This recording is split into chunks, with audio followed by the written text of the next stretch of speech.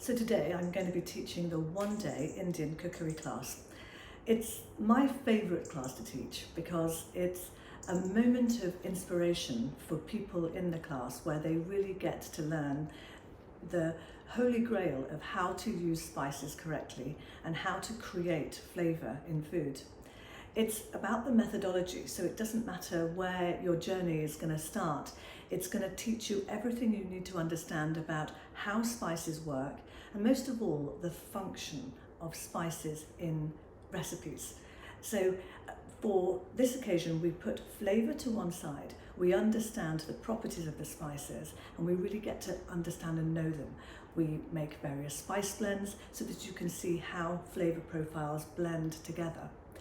It's the most exciting class for me because I get to really help people work with spices and really change their cooking journey for a lifetime.